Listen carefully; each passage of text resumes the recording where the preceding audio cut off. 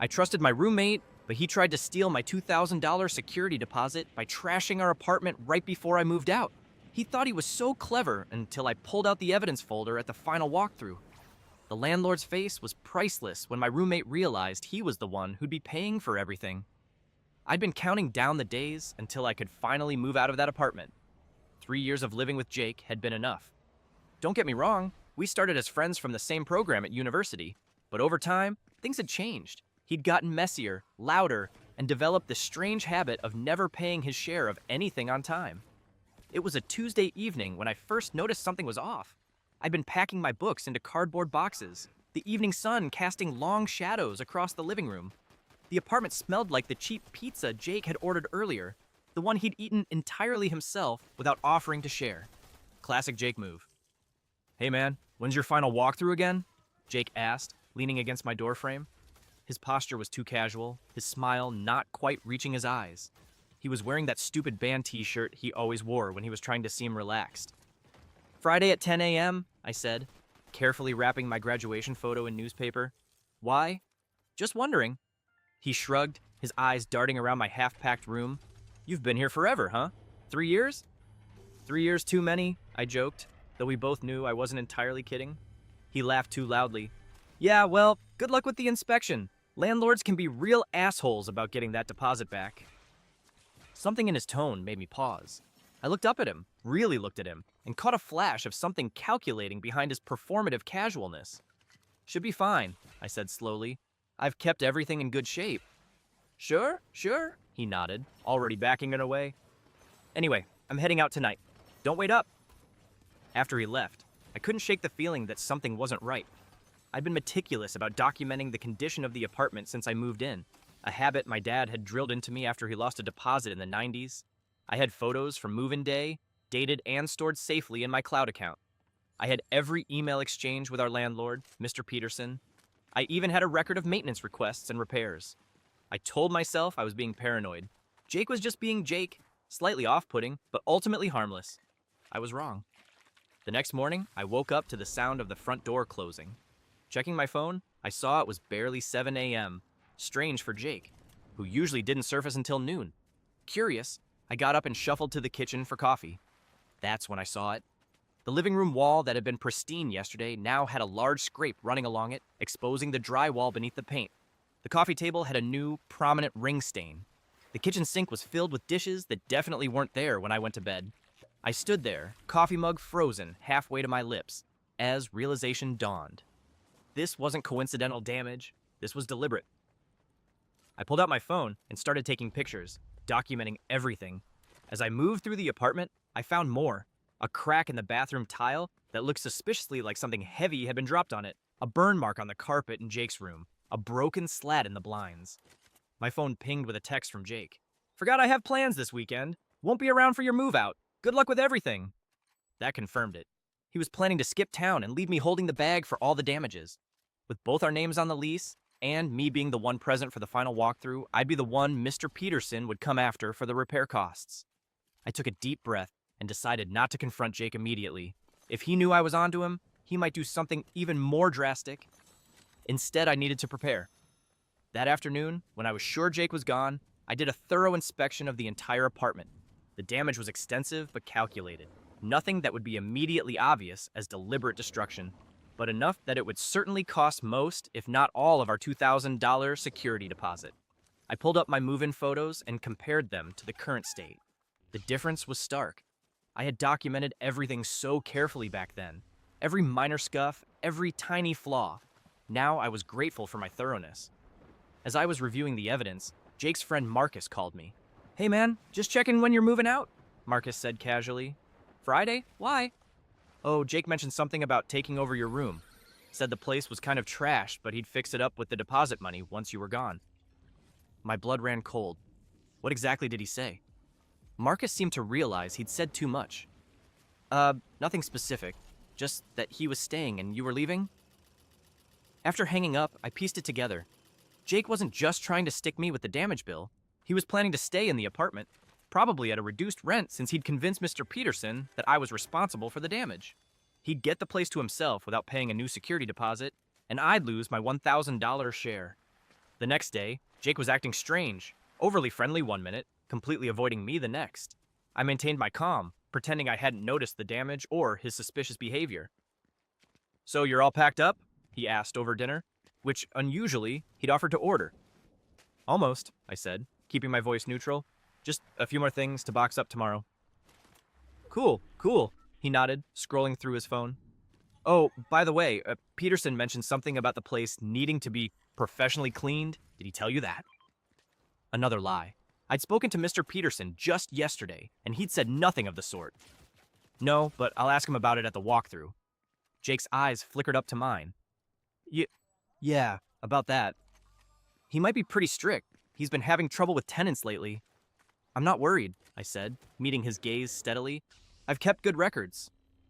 Something in my tone must have alarmed him, because his fake smile faltered for a second, but then it was back, wider than ever.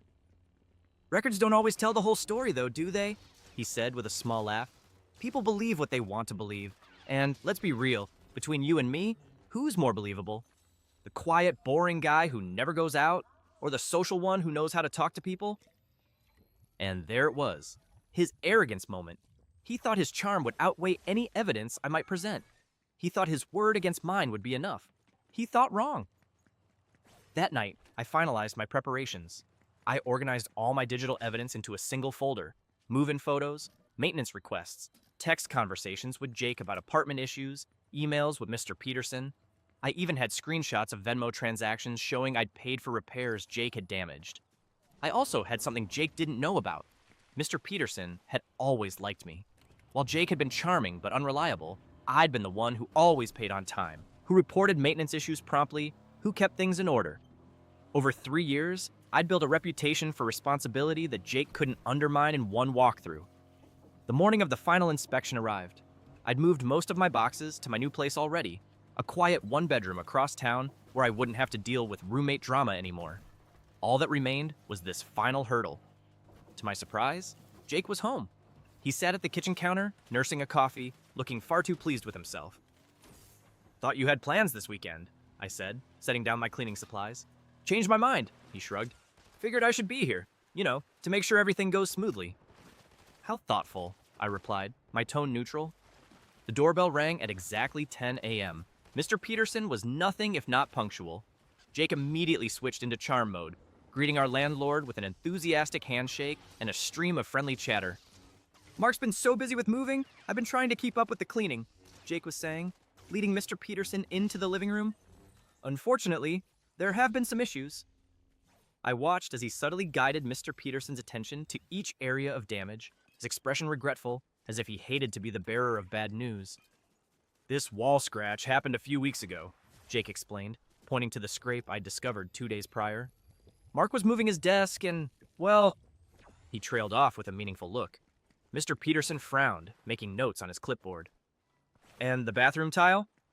"Oh, that was unfortunate," Jake sighed, leading the way. "Mark dropped something heavy. I offered to help pay for repairs, but he said not to worry about it." I followed silently, my folder of evidence tucked under my arm, letting Jake dig his hole deeper and deeper. With each room, each damaged item, he became more confident, his story more elaborate.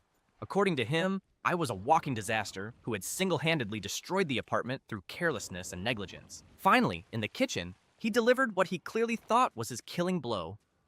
"The thing is, Mr. Peterson," Jake said confidentially, leaning against the counter, "Mark's a good guy, but he's been really stressed about finals and graduation. He hasn't been himself lately. I've tried to help where I can, but..." He spread his hands in a "what can you do" gesture. Mr. Peterson turned to me, his expression a mixture of disappointment and resignation. "Mark, I have to say, this is surprising. You've always been so responsible." That was my cue. "Mr. Peterson," I said calmly, opening my folder, "I'd like to show you something." I laid out the move-in photos first, dated and time-stamped, showing the pristine condition of each now damaged area. Then came the maintenance request emails, the text messages, the dated photos from just 3 days ago, showing the apartment in good condition. "As you can see," I continued, my voice steady, "none of this damage existed until very recently. In fact..." I pulled out my phone and showed him the photos I'd taken the morning after Jake's late-night damage spree. These were taken 2 days ago, after I heard Jake leaving the apartment at an unusually early hour. Jake's face had gone from confident to confused to alarmed in the span of seconds. What are you talking about? Those could be from anywhere, anytime. The metadata is intact, I said simply. Any tech expert can verify when and where they were taken. I turned back to Mr. Peterson. I also have this. I showed him the text from Marcus, who had agreed to confirm Jake's plan if needed. And this. An audio recording from dinner the night before, where Jake had made his arrogant comment about who was more believable. The kitchen fell silent. Jake's coffee mug sat abandoned on the counter, growing cold. That's not... You can't just... Jake spluttered, his charm evaporating. He's making this all up. He's trying to frame me. Frame you? I asked quietly. For what? For deliberately damaging the apartment so I'd lose my security deposit? For planning to convince Mr. Peterson to let you stay at a reduced rent? For bragging to Marcus about your clever plan? Jake's face flushed red. You're twisting everything. Peterson, you know me, come on. Who are you going to believe? Mr. Peterson looked between us, then down at the evidence spread across the kitchen counter. His expression had hardened. Jake, he said finally, I'll need your portion of the repair costs by the end of the week, and I'll also need you to find new housing. Your lease extension request is denied. Jake's mouth opened and closed like a fish out of water. But I already paid last month's rent. You can't just kick me out. Actually, Mr. Peterson said, consulting his notes, according to my records, you haven't paid your share of the rent in full for the past 2 months. Mark has been covering the difference. I hadn't mentioned that part. I'd just been paying Jake's shortfall to avoid trouble with our landlord. But Mr. Peterson had noticed anyway. Jake turned to me, his face contorted with anger. You set me up. You knew all along and you just let me walk into this. No, Jake, I said, gathering my evidence back into the folder. You set yourself up. I just didn't stop you. The walkthrough continued, but the energy had completely shifted. Mr. Peterson was thorough, noting the genuine wear and tear that was normal after 3 years, but clearly distinguishing it from Jake's deliberate damage. By the end, he confirmed that my portion of the security deposit would be returned in full. As for Jake, he was required to pay for all repairs related to the damage he'd caused. He tried to argue, to charm his way out, even to intimidate, but the evidence was too clear. When Mr. Peterson left, Jake slammed his bedroom door and didn't emerge again before I finished moving out my last few boxes. I later heard from another friend that Jake had spun a completely different story to their social circle, claiming I'd backstabbed him, that I'd faked evidence, that I'd turned our landlord against him out of spite. A few people believed him, but most saw through it. Jake's pattern of manipulation wasn't limited to our apartment situation, and people had started comparing notes. 2 weeks later, I was fully settled into my new apartment. It was smaller than the old place, but it was mine alone. No dirty dishes in the sink unless I put them there. No mysterious damage appearing overnight. No constant tension. The afternoon sun came through the windows unobstructed, warming the hardwood floors. My books lined the shelves in perfect order. My phone pinged with a notification from my bank. The security deposit had been returned, the full amount. I smiled and set my phone down next to the coffee mug Jake had always used, the one I'd brought with me as a reminder. I'd kept it not out of sentiment, but as a small trophy, a reminder of a lesson learned. Document everything, stay calm under pressure, and let people reveal themselves through their actions. I picked up the mug, considering it for a moment, then walked to the kitchen and placed it in the recycling bin. I didn't need souvenirs from that chapter of my life anymore. The deposit money would go toward a new couch for my new place, something comfortable, durable, and entirely mine. As I looked around at my peaceful, drama-free apartment, I felt a sense of closure. Jake had tried to use my quiet nature against me, assuming it meant I was passive or easily manipulated. He'd mistaken my organization for boring predictability, my patience for weakness. In the end, those very qualities had been my strength. Sometimes the quiet ones are the most prepared. Sometimes the boring, responsible guy who keeps records is exactly the person you shouldn't try to scam. And sometimes, justice is served not through confrontation, but through careful documentation and the simple, devastating power of evidence. I never spoke to Jake again after that day. I didn't need to. The $2,000 he had to pay for repairs, the apartment he lost, and the reputation damage he suffered were all the closure I needed. As for me, I graduated, started my new job, and moved forward into a life with considerably less drama and considerably more peace. And every time I pay my rent, on time, in full, I smile, knowing exactly where my money is going and exactly what I'm getting in return. A space that's entirely my own, where no one can mess with my stuff, my finances, or my peace of mind. Some might call that boring. I call it winning.